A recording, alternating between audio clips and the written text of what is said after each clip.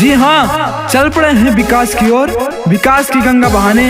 Gram सभा साहिबाबाद ग्रंथ से आपके अपने युवा प्रत्याशी बड़े भैया अजय यादव जी। तो जी हाँ मेरे प्यारे भाइयों और बहनों, आने वाले चुनाव में आदरणीय बड़े भैया अजय यादव को अपना कीमती वोट देकर आदरणीय बड़े भैया अजय यादव को प्रधान बनाना है और अपने साहिबाबाद ग्रंथ को चमकाना है। अजय यादव जिंदाबाद जिंदाबाद जिंदाबाद। म्यूजिक बाय ओमन रॉक।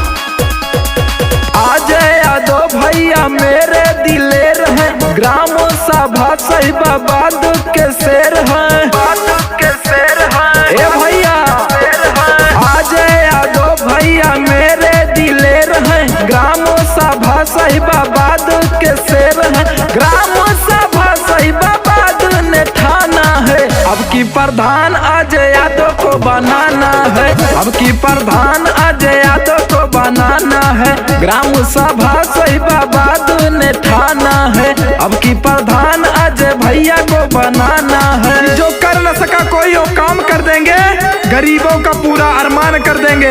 कि जो कर न सका कोई वो काम कर देंगे, गरीबों का पूरा अरमान कर देंगे।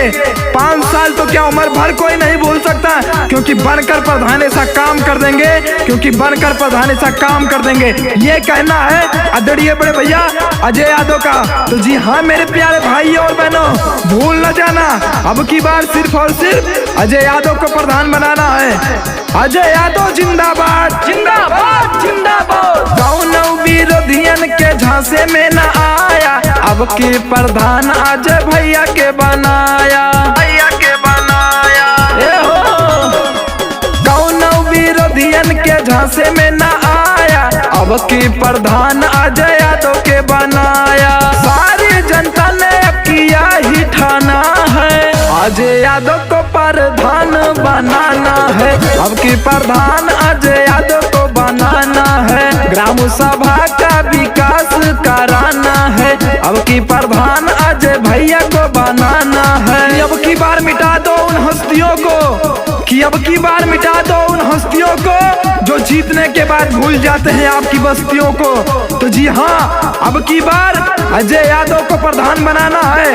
अजय यादव भैया आधी रात को फोन उठाते हैं, हर सुख दुख में साथ देते हैं, हर मुसीबत में आपके साथ खड़े रहते हैं। ना जात पात ना भेदभाव, सिर्फ जनता का साथ देना और जनता का सम्मान करना और जनता के सुख दुख में साथ रहना इनका संकल्प है। तो जी हाँ चाचा चाची दादा दादी भूल न जाना, अब की बार सिर्फ और सिर्फ अजय यादव को प्रधान बनाना है, अजय यादव भैया का झंडा लहराना है।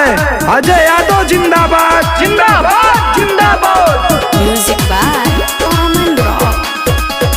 बहुत फड़फड़ा चुके कबूतर बाज उड़ने वाला है, साहिबाबाद गारंट का प्रधान बदलने वाला है, बदलने वाला है। सुना बहुत फड़फड़ा चुके कबूतर बाज उड़ने वाला है, साहिबाबाद गारंट का प्रधान बदलने वाला है। अजय यादव जी का सपना सजाना है, अब की प्रधान बहुमत से बनाना है। ग्राम सभा साहिबाबाद को चमकाना है, अब की प्रधान अजय यादव को बनाना है। जीत का झंडा भैया का लहराना है। हर जोर जुल्म के टक्कर में संघर्ष हमारा नारा है, कि हर जोर जुल्म के टक्कर में संघर्ष हमारा नारा है।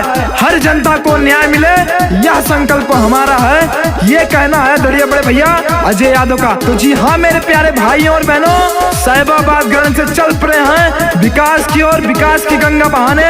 अपने ग्राम सभा को स्वच्छ और सुंदर बनाने, अपने ग्राम सभा में नई नई योजना लाने। तो जी हाँ मेरे प्यारे भाइयों और बहनों, अब की बार सिर्फ और सिर्फ अजय यादव को प्रधान बनाना है। अजय यादव जिंदाबाद जिंदाबाद जिंदाबाद।